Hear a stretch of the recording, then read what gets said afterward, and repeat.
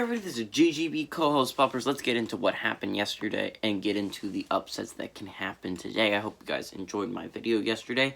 I hope you guys enjoyed my video today. Let's get into this thing. In the SEC, we had Florida taking on Arkansas and Georgia taking on Missouri. Now, Arkansas was able to beat Florida, which dropped them from 4th place to 5th place. But they can get back to that 4th place today if things go right for them. Now, Missouri, on the other hand, lost to Georgia in the upset of the day, really. Missouri lost, dropping them behind Ole Miss, putting them at a 6-6 record. The win put Georgia at a 6-8 record, and I don't know, they can retake past Missouri if Missouri is to lose on Saturday to South Carolina, and Georgia is to win on Saturday against Florida. That's a tough ask for Georgia. So, that's what happened in the SEC yesterday. That's really it. So let's move on to the Big Ten. Now, in the Big Ten, we had Illinois taking on Northwestern. Now, Northwestern kept this a close game for the majority of the game until like the last minute, where Illinois just started nailing threes from outside. It was a 3-point game going into the last minute, and then Illinois was just like bang, bang, bang, bang, and it was bad for Northwestern. Not ideal, to say the very least. But Illinois stayed in 2nd place, which Ohio State fans are now just got to be cursing out Illinois. I mean, Northwestern, because they really were in that game. It's disappointing for them that Northwestern wasn't able to pull it out. What else happened yesterday? Maryland was able to beat Nebraska, which isn't a huge deal, but also puts Maryland only about half game behind in Minnesota. And if Minnesota loses against Indiana today and Maryland beats Nebraska, Maryland can pass Minnesota. So that's something to look forward to if you're a Maryland fan. Huge Indiana fan tonight, weirdly enough. That's really all that happened yesterday, so let's move on to the actual games of the day. In the Big 12, we have one big game going on today. There were supposed to be two, but one of them was moved to tomorrow. That was the big game I'm going to probably pick for tomorrow's upset. But Kansas is taking on Kansas State. So let's go over what would happen with a win and a loss for each team. Now, if Kansas was to win this game, they can take second. Actually, they can't take second place, technically speaking. Oh, yeah, no, they can't take second place, technically speaking. Fortunately for Kansas, I actually did the math, and if they do win this game, they do have the same in-conference win percentage as Oklahoma, right? But the problem is, if you go to the overall win percentage, Oklahoma has a better overall win percentage, and therefore would stay in second place in the Big 12. Now, with a win for Kansas State, with a loss for Kansas State, they're not going anywhere. As long as Iowa State keeps losing, which they've definitely seemed like they're not going to even attempt to try and win in some of these. And they don't have an easy schedule going forward. They play Oklahoma on Saturday and then Baylor on Tuesday, so obviously not an ideal schedule for them. TCU is the only real winnable game for them. Kansas State definitely seems to have this 9 spot locked up, unless that Iowa State upset turns out in TCU. So even if they lose this game, they're not moving. With a win, though, they can pretty much lock up the 9 spot 100%, because there's no way I don't think Iowa State can beat Oklahoma or Baylor. So I feel like they pretty much lock it up with a win here against Kansas. Now, if they win against Kansas, Kansas will fall behind Texas and West Virginia into 5th place, because Texas and West Virginia would have a better win percentage, as I did the math.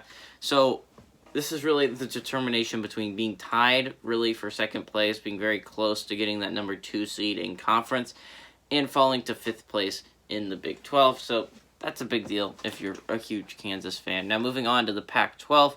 You go over here, you have USC taking on Arizona State. Now, with a loss, USC still won't be overtaken by UCLA, because they'll have an 11-3 record, and UCLA will have a 10-3 record. But UCLA does play Arizona tomorrow, so they have a chance to pass USC for 1st place in the Pac-12. But the problem was they have the same in-conference record, but just overall USC has a better record than they do, so the UCLA is not going to be able to pass them for 1st place, but they can be tied for 1st place in conference, so that'll be very nice for UCLA. USC's not losing their spot regardless of what happens today, though.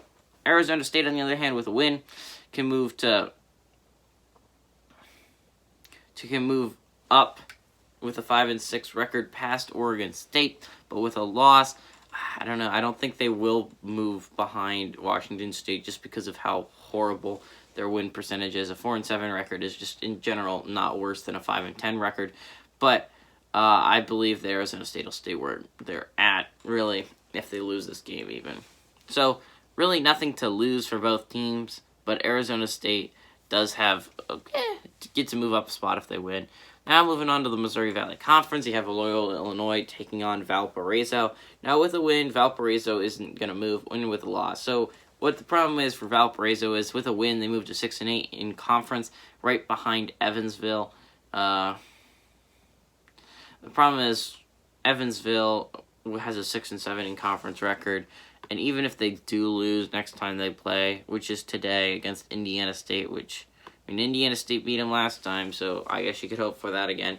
They had the same in conference record, but Evansville would still have a better overall record, so that's not going to help Valparaiso really in the long term. Now, Valparaiso with a loss isn't going to move anywhere as well because they'd have a 5-9 in conference record, and Bradley and Northern Illinois both have a 5-10 in conference record. So again, not going to move with a win. Now, but if Valparaiso was to win this game and upset Loyola, Illinois, that would really hurt Loyola, Illinois because they would fall from 13-2 to 13-3, and I did the math. An 11-2 overall conference record is better than a 13-3 conference record and a win percentage. So Drake would actually take first place in the Missouri Valley Conference. So that would really suck if you're a Loyola, Illinois fan. Now moving on to the SEC again because we have one more game. Tennessee takes on South Carolina. Now I did the math. If South Carolina is to win this basketball game, they're not going to move. Really, and if they lose it, they're not going to move. They will not have a worse win percentage if they lose today than Texas A&M, and they will not have a better win percentage if they win today than Mississippi State and Auburn. So, really, this is a no-nothing game for South Carolina fans, but it would put you a little bit closer to Mississippi State and Auburn, so obviously a win would be better than a loss here. Now, it has nothing to...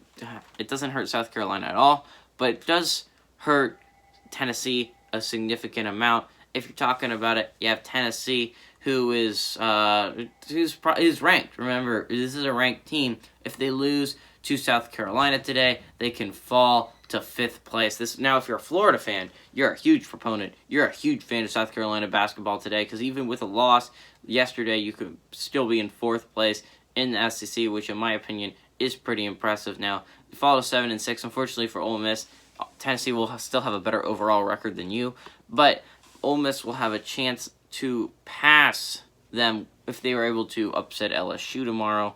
So, definitely it would be a bad chain of events for Tennessee if they lost here because they could end up being 6th place by tomorrow if Ole Miss is able to upset LSU tomorrow. So, who does GGB think has the best chance to pull off the upset today? In my opinion, I'm going to take the one with the lowest spread because I didn't yesterday when I took Florida over Arkansas, and Georgia proved me wrong, and it was the lowest spread of the day, and they were able to upset Missouri. Now, I'm going to take the lowest spread of the day.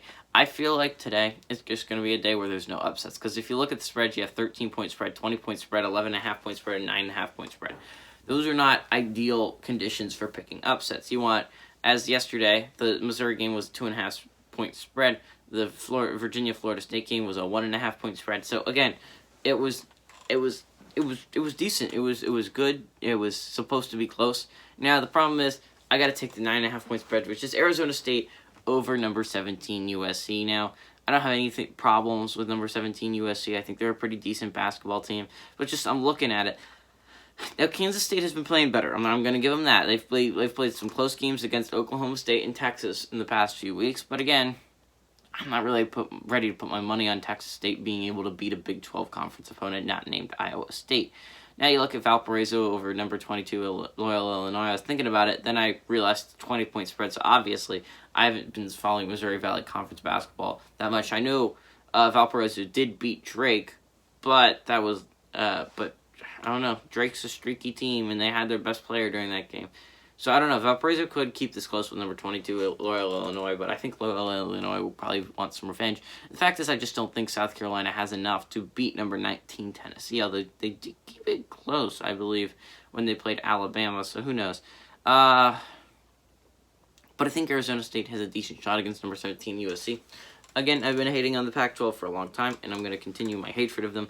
I just don't think they're an overall great basketball conference like the SEC, Big 10, Big 12, Big East, ACC, like any of those conferences. I think the Pac-12 is going to send some representatives they're going to lose in the first round, and that's that, because I just don't think they're all that good this year. Now, USC has been probably the best in the Big Pac-12. That's all I can really say for it, but I think Arizona State has a shot here, at the very least. Hey, everybody, this is GGB saying adios, amigos, and go Sun Devils.